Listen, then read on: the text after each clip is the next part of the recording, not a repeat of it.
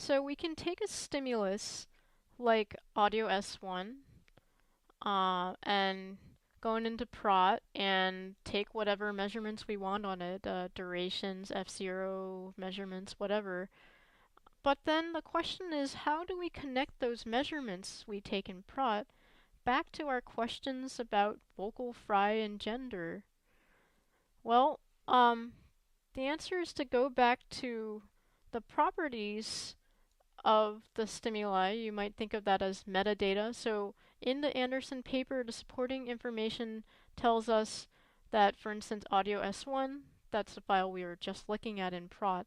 It's female vocal fry stimulus speaker 2. And it tells us the same kind of information for all 28 stimuli. So I usually keep track of this information in a spreadsheet like this. So you can see here I have a column for the file name where I have, for instance, audio underscore S1, and a column for speaker, gender, and voice quality. Here I've coded vocal fry, I've just called it fry, and the normal voice, I've just called it normal.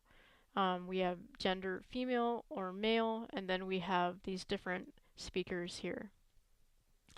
So it's really important to keep track of this metadata of the stimuli. Why is that? Well, um, in prot, we'll end up getting an output file where we have the file name, for instance, audio S1, and then we'll have a bunch of measurements in a kind of spreadsheet. And so the way we connect those measurements back to properties like whether it's vocal fry or not, whether it's female or male, is via this unique barcode, the file name. So the file name works as a unique barcode because each stimulus gets a unique file name. And so once we know what the file name is, then I can tell you all the properties of that stimulus.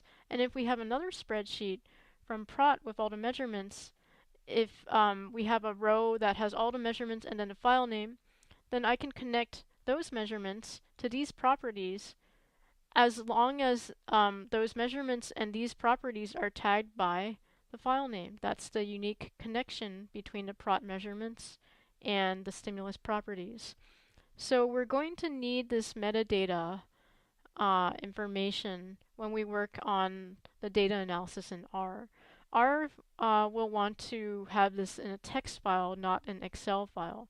So we can go ahead and say file, save, or save as, and then there's different formats that come up. One common text file format is comma separated values .csv file extension, and that means that you indicate separating columns by commas. Another common one, unfortunately this is just off screen, is tab delimited text. The file extension here is .txt, and what that means is to indicate your between columns, you have tab in between the columns. So let's select tab delimited text, and let's go ahead and save it, and that will be ready for us to import into R for our data analysis.